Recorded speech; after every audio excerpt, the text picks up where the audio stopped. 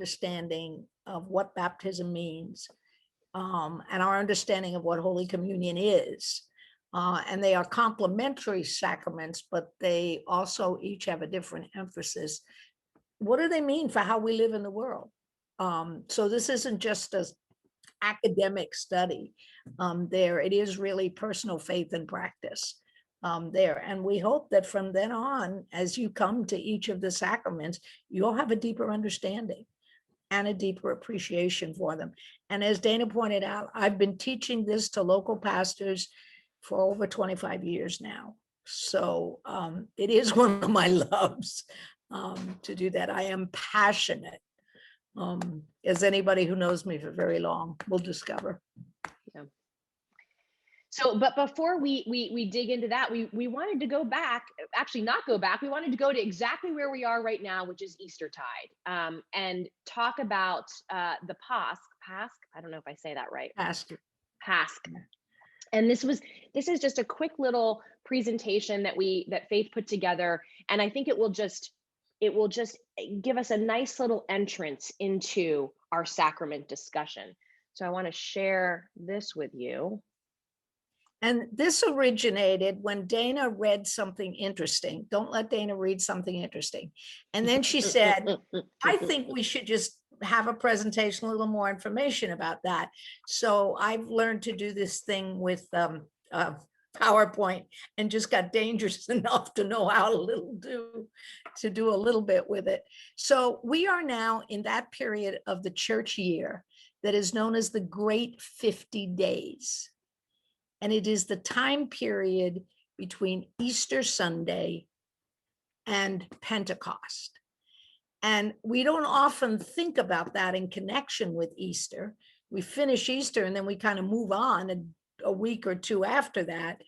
But according to the scriptures, the Gospels, Jesus is actually very busy in those 50 days, appearing and inviting his disciples into a new community, into a new way of living, all of which culminates with the ascension. But the ascension always occurs on a Thursday, right? So nobody tends to celebrate it. And then we have Pentecost. So we can go to the next slide. So this is basically it. There's a double meaning of Easter. It is the period of 8 Sundays, which comprise 50 days, and it is the opening day of this period. In other words, Easter is both one day and a whole season. Right. And Stuckey, who you probably, if you had got the book for this study, the author quotes Stuckey frequently. Yeah. And he has a definitive book on both communion and Eucharist. And this is a quote from him: "The explosive force of the resurrection of the Lord is too vast to be contained within the celebration of one day." In other words, Easter is far too big to simply celebrate on one day. Amen. We sometimes say every Sunday is really a little Easter. Yep. To continuously remind us of the resurrection. Yeah. Okay. And if you have any questions at any point, put them in the chat or wave at me, because this is not very long. Easter comes from the word Istre, who was a German goddess of springtime and fertility. It has nothing to do, particularly in its historical origin, with Easter.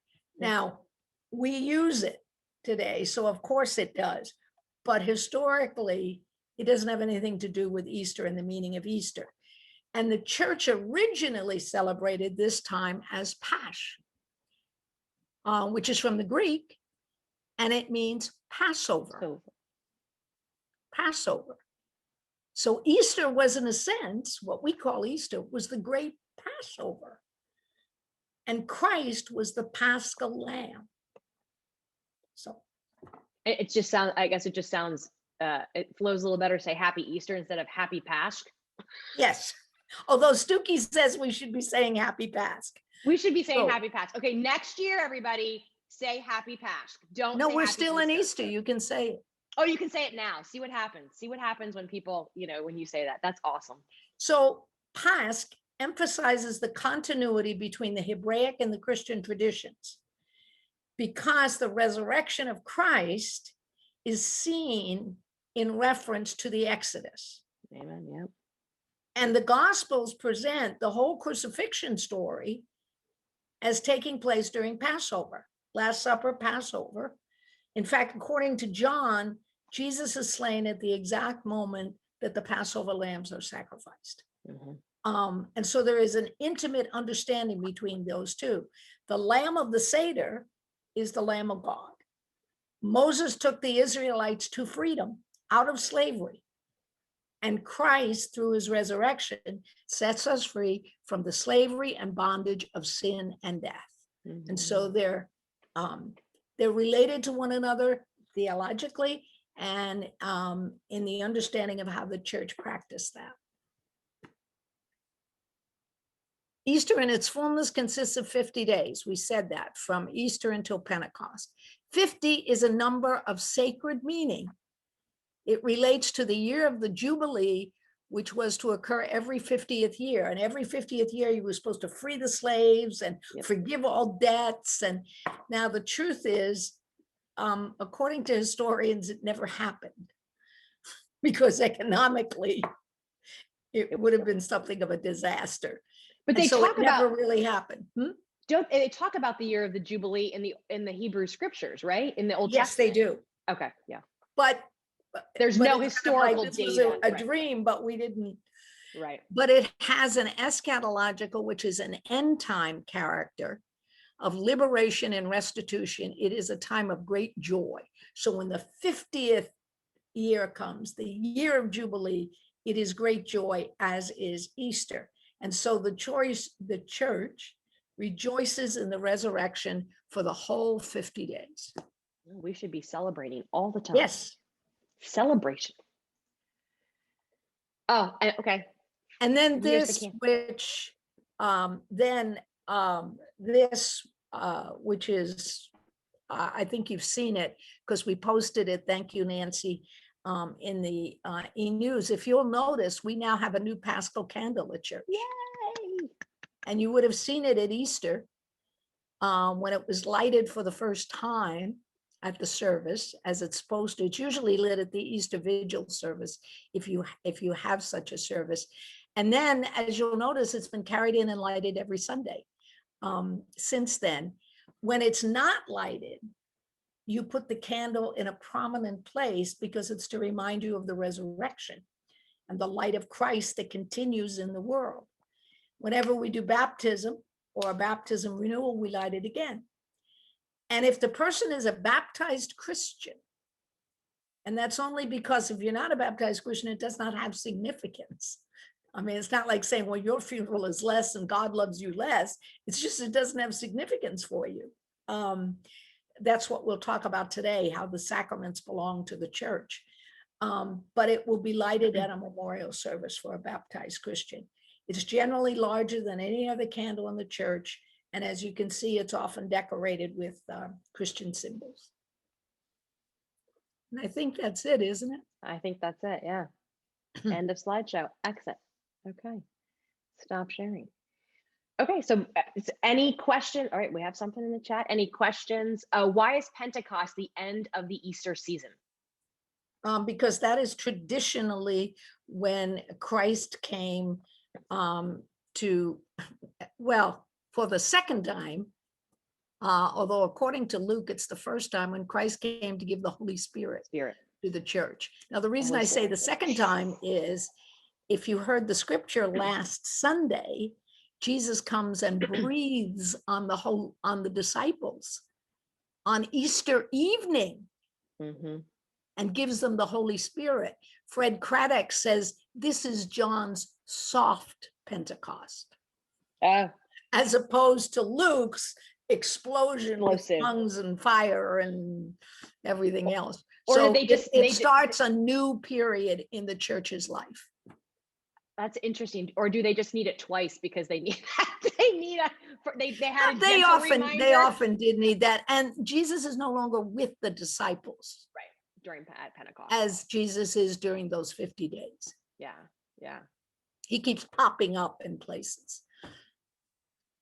What other questions about where we are now, before we now move into talking more in detail about baptism and communion? Any questions about this time period? Is everybody celebratory? By the way, the color is white. And white and gold until we get to Pentecost. Yeah, it's a lot of the symbolism and the symbols of how, and that's what we'll talk about, being used in the church to just constantly remind us of who and whom's we are. If that makes sense. Okay. All right. So the next thing, so now we're going to talk about questions. And so we thought we'd start off with your context. I don't know how many people were able to get the book and read the first chapter, and that's fine. How many were able to get? Oh, good. Oh, good. A handful of you. And if you haven't, you can. This is the book. It's not really that thick. So. Oh, except for CJ's copy. Oh, CJ's copy. So, well, CJ got she got like extra stuff. Somehow they bound 2 books in one. So I have an entire text on acting and method theory, but it's all bound in that same cover. It's Oh, that's huge. hysterical. It's so weird. I've never gotten a book in a book. Actually, it's kind of, they do go together. I think so. The Sacraments are Yeah, dramas. and drama and method theory. Yeah. Yeah, presentation. I was gonna say, I absolutely. wonder what that's saying. Like, is that saying something interesting, something to read? Okay. So if you haven't gotten the book, you can absolutely get it. And if you have got it, awesome. We're gonna talk a little bit about chapter 1 today, but first we just want to talk about your context. How do you view the sacraments in your everyday life? And maybe the first question is, what was your experience growing up with the sacraments? So just kind of getting some context from you and what happens in your life. Who would like to share first? Eleanor, go ahead.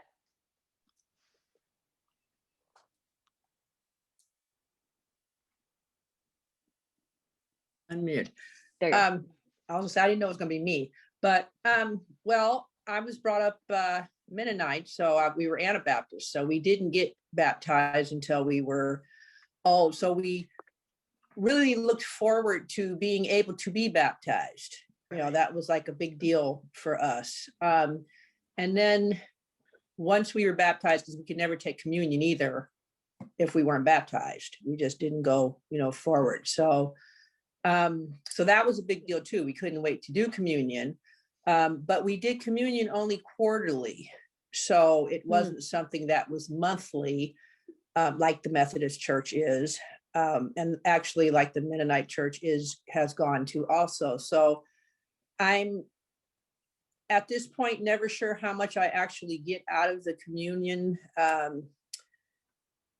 ritual being so often. I think I used to get more out of it when it was less regular. I don't know how to say it, but yeah. So that's my experience. So, and can I ask you, how old were you when you were baptized? 13, I think. 13 or 14.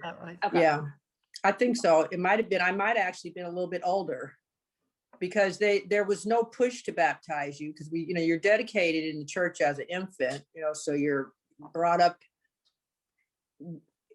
in a community of faith and everything that is leading you in that direction, but you're never actually baptized until you actually make that decision yourself. So I could have been even older, but I think it was about 13.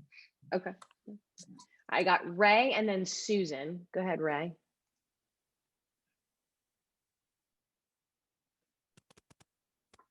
We can't hear you, Ray. Yeah, I can't. Where is Ray? Oh, there he is. There. Not that way. Can you hear Oh, me now? yeah. All right. I got these brand new headphones that don't seem to work now. Anyway, I lived with my mother until I was almost 8 years old, and we were in Salt Lake City. And I can remember going to the temple while I was still 7, and they walked us through what the baptism was going to be like. And they have this big, bronze cow or something at the bottom of the biggest part of the sanctuary in the temple itself. And I'd had a near drowning experience prior to that, and they would talk us through, I can remember them talking us through how we were going to get our head dipped in the water, and had some trepidation about that. Anyway, the Mormons baptized people on their 8th birthday. Well, as it turned out, my mother wasn't able to take care of my brother and I, so I spent my 8th birthday on the train from Salt Lake City to Fresno, where my other grandmother was going to take guardianship of us. And I missed my Mormon baptism. Well, my grandmother, paternal grandmother, was a Methodist. So from age 8 till age 13, I grew up in the Methodist church. And then at age 13, I guess, what do they call it when the youth go through? They're going through it right now. Confirmation. Confirmation, yeah. I guess I went through confirmation with, I can remember that pretty specifically because I got a Bible from the sponsors, and I still have it someplace on a shelf there with their names in it and so forth. But I think my grandmother probably had the option of having us baptized prior to that in the Methodist church, but out of kind of respect for my mother's Mormon heritage, she waited until supposedly age 13 or 14 when we're according to Jewish tradition we become adults, and let me go through the Methodist confirmation. So that's a story of my baptism. Interesting. Okay. And so Susan and then Carol. Go ahead, Susan. Well, I don't remember my baptism because it was just part of what we did, but we confirmed it when we were in confirmation. But I always felt it was really important to baptize my grandchildren. So I loved when Juliana had the shell and she was, playing with the water when she was baptized, and it was by the female minister we had at the time that Jackson was so attached to. But my other granddaughter, or my other grandson, my daughter-in-law would not let me baptize. And so I was very disappointed and upset about that. She practices kind of a Buddhism kind of alternate kind of thing, but he's in a Christian school now, which I think is really interesting. So I just felt it was super important that they have that beginning with God and Christ. And that I was lucky enough to have the first two be able to do that. So I thought that was very important. Okay, interesting, good. All right, Carol, go ahead. Well, this has to do with the idea of a, quote, valid baptism. And when I married, my husband was an Episcopalian. And so we decided in order to both attend the same church that I would start going to the Episcopal church. And so when I approached them about becoming a member, they asked me about being baptized and confirmed, and I assured them that I had been, but they questioned me about whether my baptism was valid. And I just became totally indignant. I had been baptized by a Methodist minister, and I really did not take kindly to the idea of it being questioned. That's surprising, Carol, because Episcopalians well, 60 years ago, recognize. So, and it turned out that it was a very high church, and I ended up having to go through 6 months of confirmation, and I mean, it was a really big deal. But at the time, I was very upset. But because there's a communion that recognizes one another's baptisms. Oddly enough, and I disagree with this stance, but I don't have to make the decision anymore. Oddly enough, the only group that we asked to be rebaptized is the Mormon Church. The Mormon Church. If you were baptized in the Mormon Church, you have to be rebaptized in the United Methodist Church. Yep. And we'll get into that later on. Yeah. But otherwise, we recognize every baptism. We don't rebaptize. Kathy? Okay, I was baptized as an infant in the Methodist church and remember nothing about it. And then raised, therefore, when I was a teenager, we moved. And my parents no longer went to church. And I decided that the church that I had the most interest in was the Baptist church. And I wanted to be, it has still influenced me because there are a lot of reasons I'm not a Baptist now, but I did appreciate the fact that it was a very personal religion to God.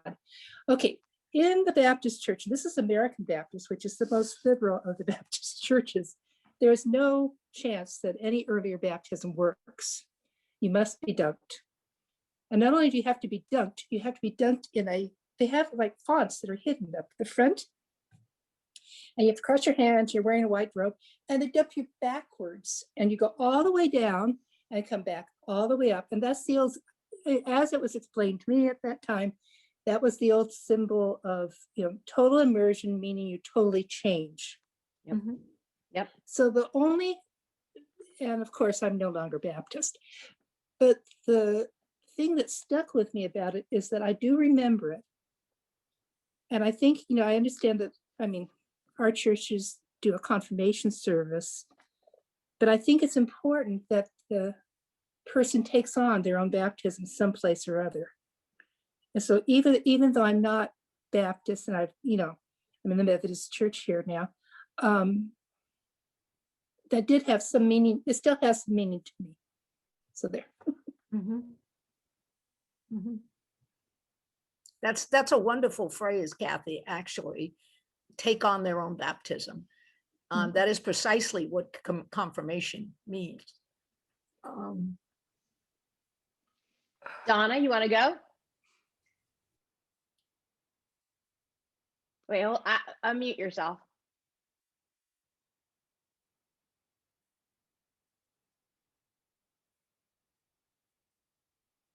Nope, not unmuted yet. There you go. There you go. This book, can you see those pictures? Yeah. Sort of. Well, anyway, this book is called Growing Up Lutheran. It's very Wait, your sound is all wonky. Can you hear? I Technical can't hear. term. It's really No. so We can't anyway, hear it. I'm told that I was baptized when I was 8 months old, and that was when they decided on my name on the way to the church. And I've even been told that they drew the name out of a hat. And I forgot where I was going with that, but anyway, that's the memory I have through others of my baptism. Then I did go to confirmation, which was 2 years at 2 different Lutheran churches because my mother's sister had died suddenly and left 2 children, 10 and 14. And so my mother packed me up and went to take care of those 2 children. And I finished my confirmation there with my cousin. It was very comical, but I took the confirmation very seriously. We had to sit in the front row every Sunday and take notes on the sermon. And when my husband was getting ready for ordination, in those days, they interviewed the wife, the wife. It was a wife then too, it wasn't a spouse. And they wanted to know what made me think I was equipped to be a Methodist minister's wife, a Methodist. And I said, well, I really think I'm better equipped to be a Methodist than most Methodists because I was confirmed in the Lutheran Church.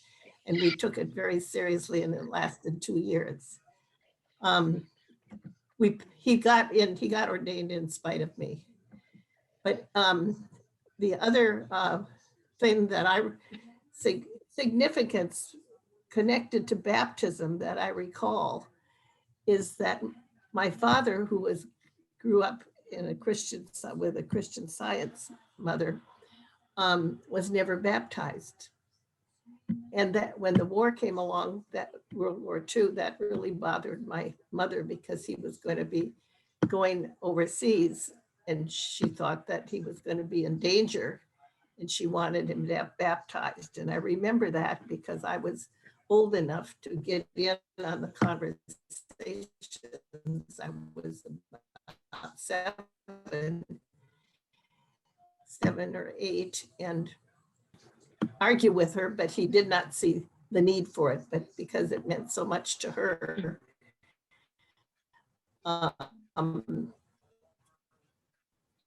He went. That gave me some, which I'd never really looked at before. And then of course, my confirmation was also confirmation of my baptism. But I think it's taking a whole different significance from reading this book. And I'm glad I'm doing it now. I'm learning a lot and I'm good. internal. Thank you, Donna. Thank you. Okay. All right. Well, it's so interesting to hear different experiences and different perspectives on things. Although it's interesting, we spent a lot of time talking about baptism, didn't we, Faith? I don't know if you noticed that. I didn't hear a lot on communion. No, I did notice that. We tend to remember our baptism, but it's either because we do communion so frequently. To Eleanor's point, that we don't tend to think about what we're doing, or it's just not as memorable. Yeah, interesting. That's probably the one we misunderstand. Well, no, I think we misunderstand both of them. I think we misunderstand, but yeah, I think that's a good point. Well, just wanting to keep things going because now we want to talk. Michelle put up her hand. Can we take Michelle? Yeah, go ahead, Michelle. Sorry. Go ahead. Well, that's why, because you brought up communion and I thought, well, okay. The one thing I noticed about communion is I admit I did a lot of church hopping in my life before I settled here.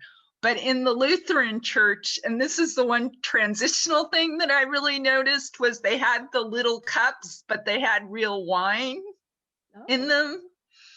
You know, they had an alternate if you wanted the grape juice, but for everybody else, there was, real wine in it. And that kind of jarred me when I came to the Methodist church, to be honest. That you had grape juice? Yeah. We'll talk about why when we get to communion. There is a theological reason for the grape juice. And I mean, I understand about alcoholism being a problem, but that was one thing. And then the other thing is, at least the Lutheran church I went to, I think they took it every Sunday. Yeah.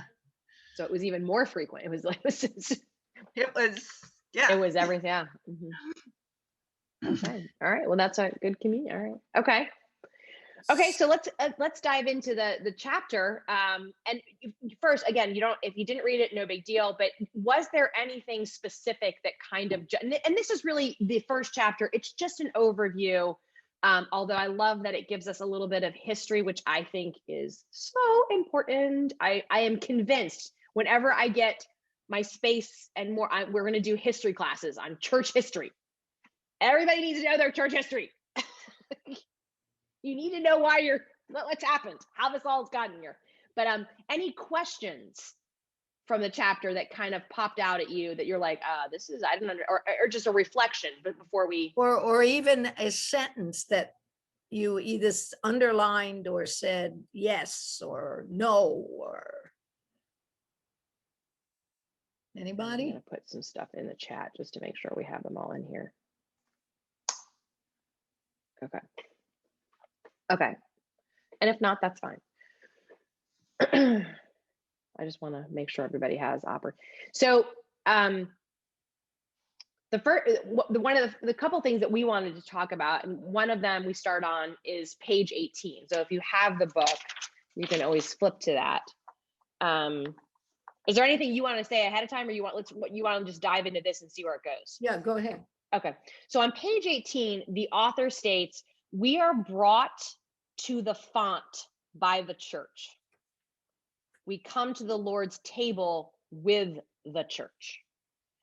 What does this say to you? And this is, who is the author? The author of the book?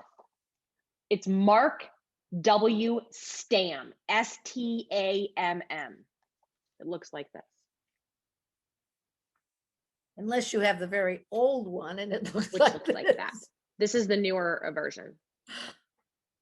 So that is a profound theological statement that he makes. We are brought to the font by the church. We come to the Lord's table with the church. Do you see any implications in that?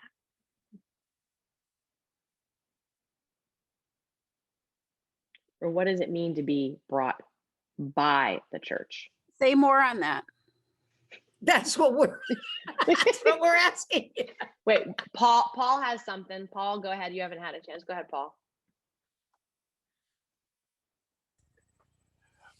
So I guess and Carol. At the point before baptism, we're not member of the church. And as I recall, that's part of what is said.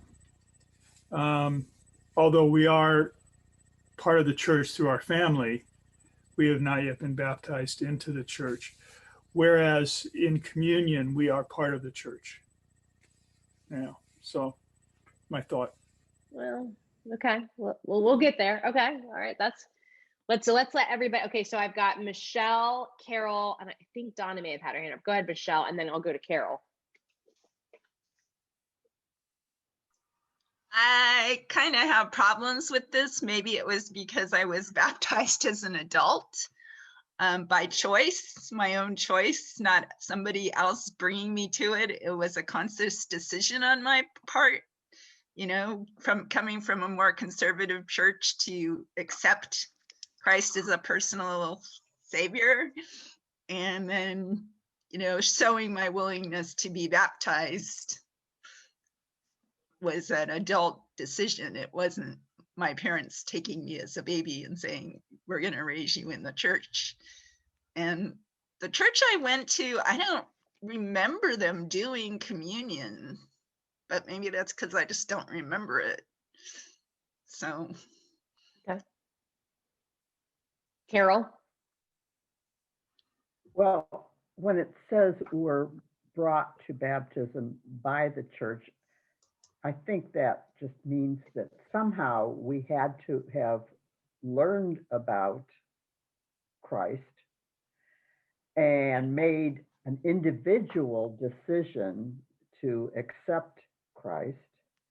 Whereas when we go to communion, well, just the word itself, we're in a community and we're doing together with the church. So that was the way that I interpreted what he said. Yeah. And Donna and Kathy, go ahead, Donna.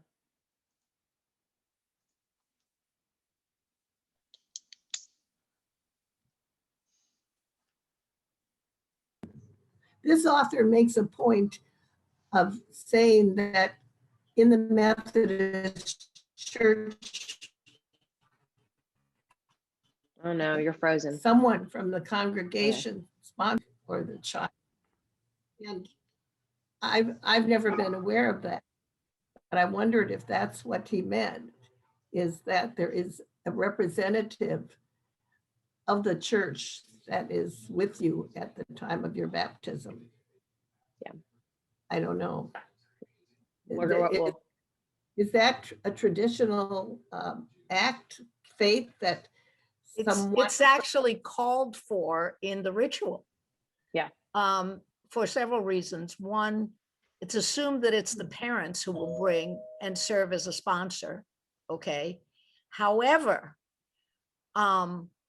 and this is a debate we often have in class, what if the parents are not at all related to the church, but they want the baby baptized? So often someone in the congregation will stand up on behalf of, or sometimes it'll be a grandparent, because the parents don't want the children baptized, or they're not ready to make the commitments involved, but the grandparents are.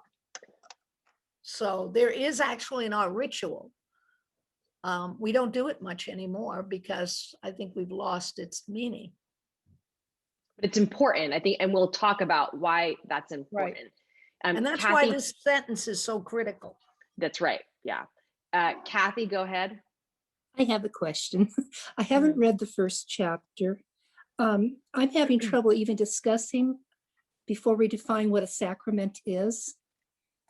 Because when I start thinking about like different forms of baptism, and I don't see how I can actually talk about how, why the church is involved, to understand how the church views a sacrament. Okay. That's actually a good point, Kathy. And while I'm not prepared to do it right now, my first lesson with my class is, what is a sacrament? We have a PowerPoint on it that we could show next week, if that would help anybody. Yeah, I think that would be helpful. Okay, we can do that. It's brief. I'll cut it down even more to make it brief. But you're absolutely right. If you don't know what a sacrament is, then some of this doesn't make any sense. And Ray put a good thing in the chat. He said, I don't know what C may stand by itself. I don't know. Maybe he means communion, but he says sacraments don't make sense outside the church. Right. And that's the most important thing. A sacrament belongs to the church. But just about every organization has it's their tradition. And it's Faith. What's the quote? It's an outward sign of an inward grace. Yes. That's what the sacrament is. It's a means of grace. It's a means of grace. And he said, Ray's saying it in a nice, but just about every organization has their traditions, whether it's simply paying annual dues or promotion ceremonies, various other rites or passages. All that makes it easy for non-church people to identify with Christian traditions, even sacraments. I think that's a really good point. Oh. Now, when he says that sentence, because we're coming to the end of it, we're brought to the font by the church. And Carol said somewhere we learned about it. And it's reminding us that it's the church's responsibility to present the gospel and the truth in such a way that people will make the decision, whether it's the parents making the decision on behalf of the children, or whether it's an adult making a decision on behalf of the adult. It is the church that brings you to the font. It is the community. It is the teaching, the tradition that bring you to that font. But you also gather with the church at the table, because communion itself names what it is. It's community. It's one of the names for that sacrament. And so it's reminding us in that sentence of something we tend to forget. We as the church are responsible for teaching Christian faith so that others can learn it. Mm-hmm. Amen. And in the baptism ritual, there is a line that says, will you as the church community nurture these parents? Live in such a way that they have examples of what it means to be a Christian. Will you teach the children? It's almost ironic that every church has to struggle for Sunday school teachers, because y'all promised to do that. So the next time John asks, don't answer. Because y'all said you were going to bring up these children. Susan, I know you had your hand up. Go ahead.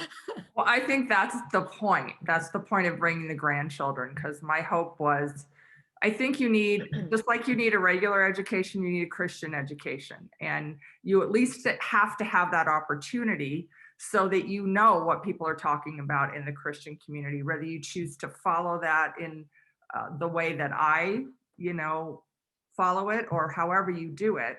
So, and I think the thought too is my grandchildren are very involved in their Christian community and love it. And it's brought the parents back to church, which is my biggest hope. And that way they get that education and that community and that ability to not focus on themselves, and to also know that there's someone there for them always. And there's nothing better in your life than that. Okay, Randa, go ahead. Unmute yourself. Oh, there you go. You're good. I was baptized in the Methodist Church as a baby, and but I always knew as I was growing up, I knew that I had been baptized, and I felt protected. I felt some kind of a protection, and I also felt love and support from the congregation, from the church itself, knowing that I had been baptized, and it was important to me. And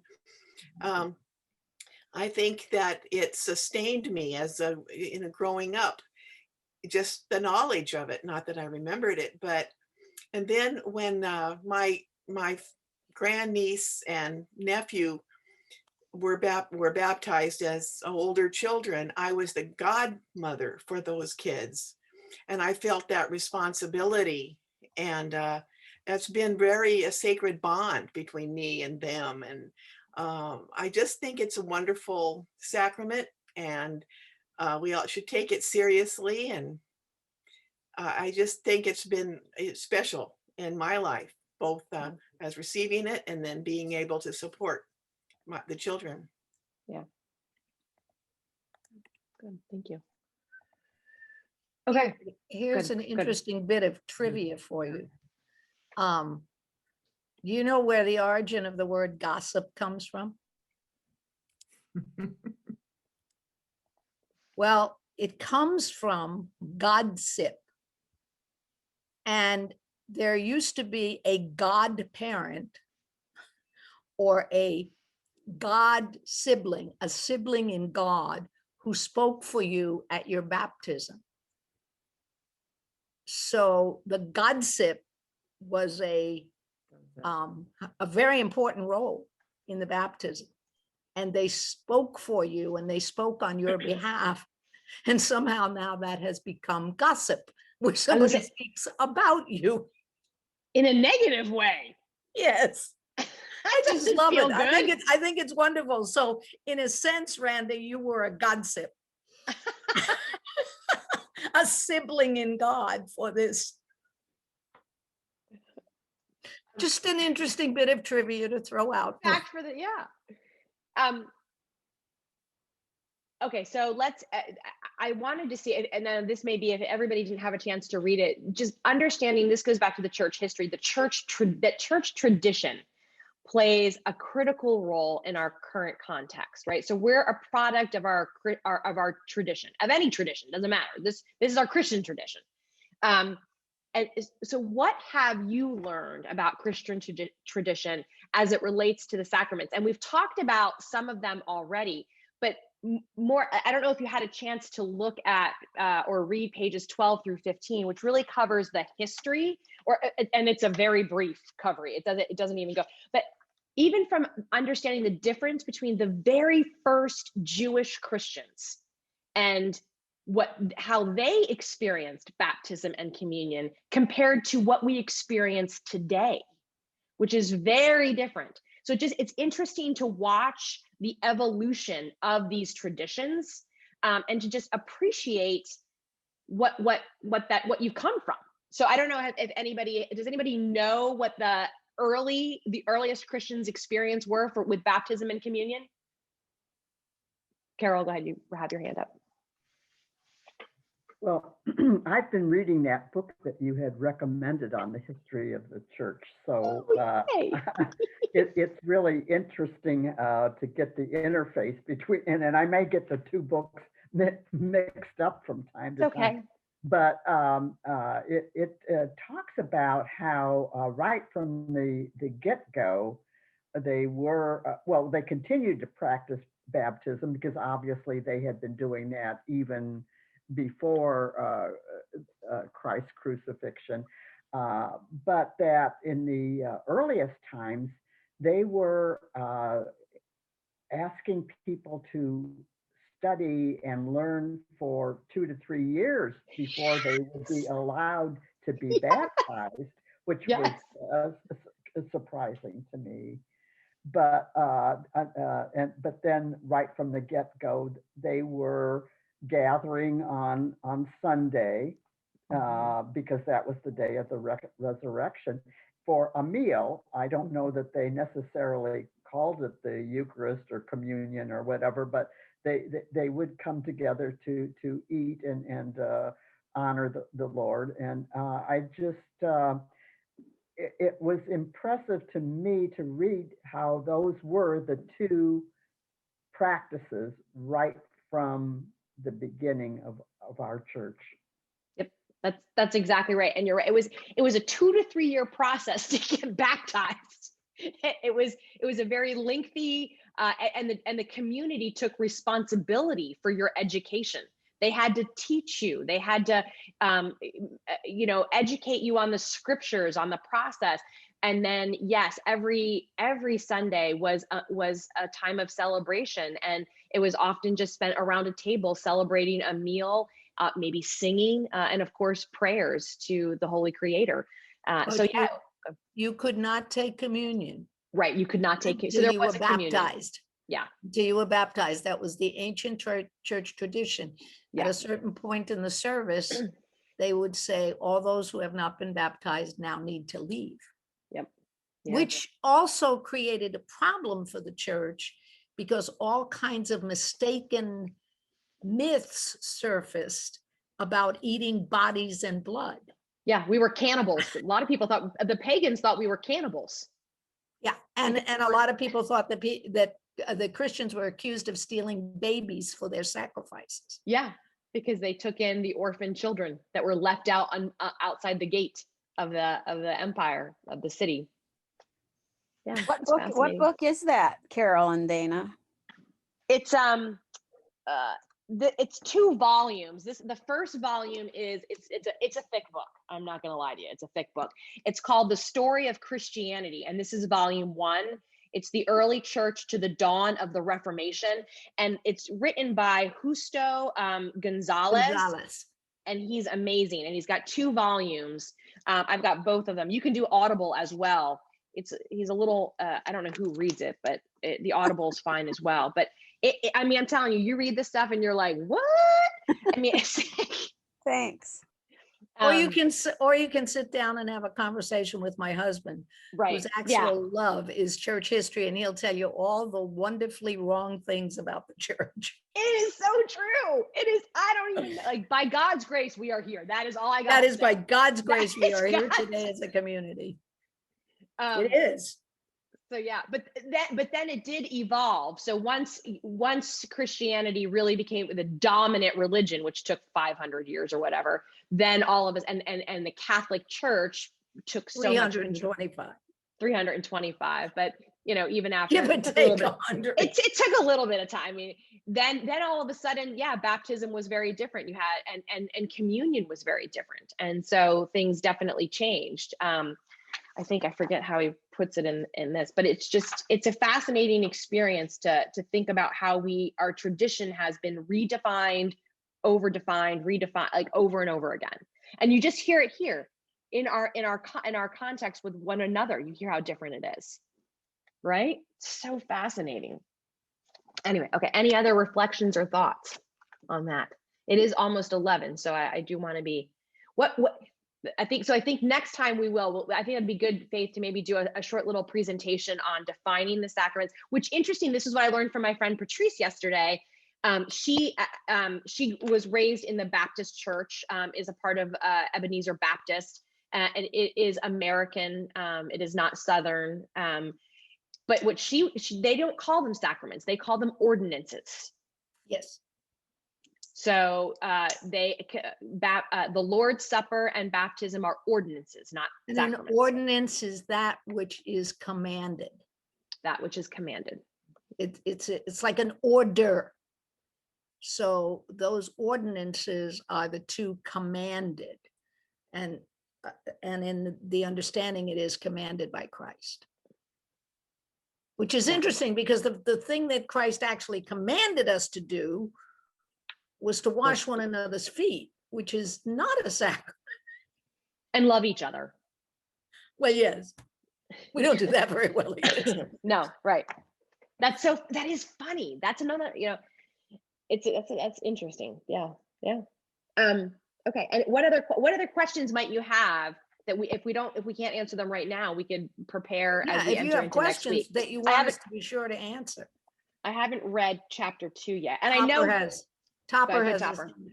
I have a question, and maybe it's rushing on communion. The idea of it is a sacrament for taking the bread and the wine. And this may be fake news, but I thought with the Catholics, you're actually symbolizing his blood and his body. So there's a big difference in You're the not substantiation. You're not symbolizing, Topper. You're actually, the consuming. substance is transforming. Okay. You actually are taking it. And when we do get to communion, I'll give you a diagram That's okay. That's of all the different ways we interpret that. right. Okay. That's be interesting on But that. you are correct. There's Right. actually an act of transformation that does not Right. occur for us. Right. Okay. And And I I think also thought, good. I was just gonna say, I also thought that taking, for me, the bread and the wine was Christ, now I may have this wrong too, commanded us to do that in remembrance of him. Right. So for me doing it, it's a wonderful, reassuring commitment to something that's very important that he requested us to do. So I consider it, a real blessing. And the other thing is, it just seems like I get jealous sometimes of the Jewish traditions they have, because I think like, we have the Last Supper, they, when they do their supper, they do the fishes and we take the herbs, and, things are really symbolic of the struggle that they've had through the generations of their faith. And I think it's important to remember those struggles. And we kind of maybe don't do that as well, if you know what I'm saying. I do. Okay. I do. That's it.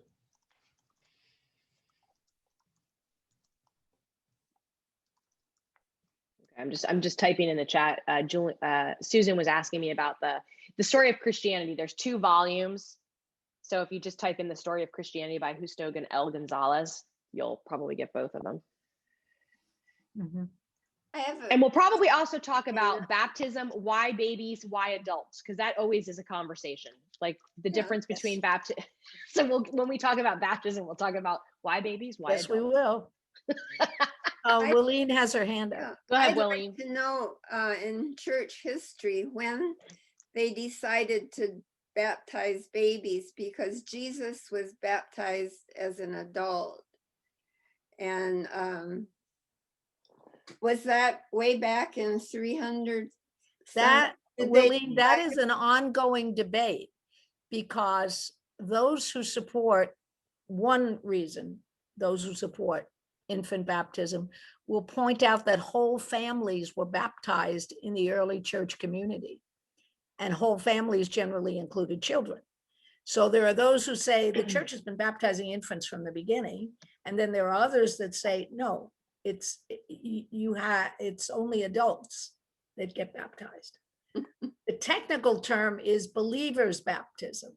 Yes, that's what Eleanor did at her age. It's a believer's baptism. You have to be old enough to understand. The United Methodist Church says baptism is a gift of grace, and none of us fully understands that. And if I'm correct, that was John Wesley believed that. That was John, he supported infant baptism. Yes, he did. Yeah, and so that's which was Anglican at the time too. Yeah. Nancy asked, the Roman Catholic Church has 7 sacraments. as opposed to our 2. Right. Most Protestant churches only have 2 sacraments. And that would come out of the Protestant Reformation and Martin Luther. Yes. See, this is why we need church history. Because it's so good. It's so juicy. It's confusing, but it's so A good. Catholic church, they wouldn't let a Protestant take communion, right? Is that still the case? Most don't. Roman Catholic churches today, and I say Roman Catholic because we have to be careful in using the term Catholic. True. American Good point. Catholic Church, for instance, and there is one, the American Catholic Church has married priests, gay priests, and would allow somebody who wasn't. But the Roman Catholic Church, generally, unless you have a very progressive priest, you can't take communion. Sophie had her hand up. Yep, Sophie, go ahead. I've been listening to all of your stories, and I come from a family of ministers. My great-grandfather was a minister. My maternal and paternal grandfathers were ministers. My brother was a minister. And my paternal grandfather baptized me as a baby. And I remember going to church as a little girl. And then my dad was called back to active duty for the Korean War. So there was a gap there of moving around a lot and not having, a church affiliation continually. It was hit and miss until I was probably 7th grade through high school, and then Methodist Church again. So I went to Sunday school. I was active in, we called it MYF then, but honestly, you're talking about confirmation. I don't remember confirmation, or wasn't a big deal, or I didn't learn a lot. Something was skipped or amiss in that part of my Christian education. And what was nice about going to the Holy Lands is that Ed McCrae, who's a retired Methodist minister, he did a renewal of baptism at the Jordan River. That one I remember, and that was something that, I wanted to do, which was a nice blessing. But it's interesting, the gaps and my understandings and of the Methodist Church and so forth. So I guess that's part of the reason I'm here. Robin has her hand. Yeah, I just wanted to add something briefly to the Roman Catholic communion thing, that I have some relatives who are Catholic and I attend Mass with them when I'm visiting. And you can't take communion, but you can come up and be blessed by the priest. He'll give the Catholics the wafer, but you come and kind of do this, and he blesses you. So at least it's not like Dana said, where everyone else has to leave and you wonder if they're sacrificing babies or something. Right. You can be there and partake in the ceremony. You just can't receive the communion. Right. Yeah. Okay. I think Donna and then Kathy. Go ahead, Donna.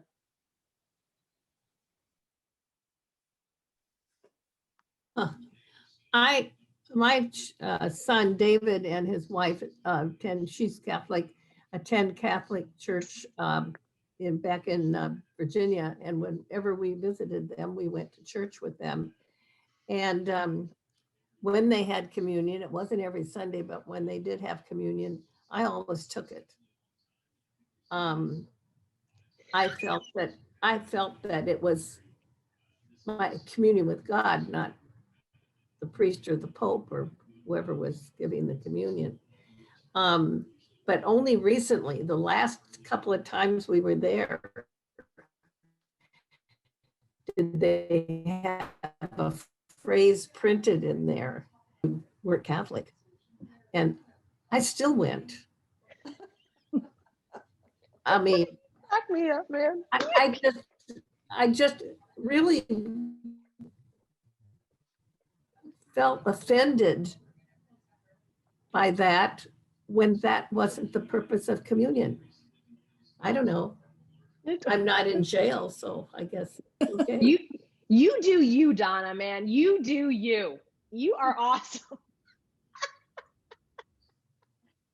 No, baptism is a blessing.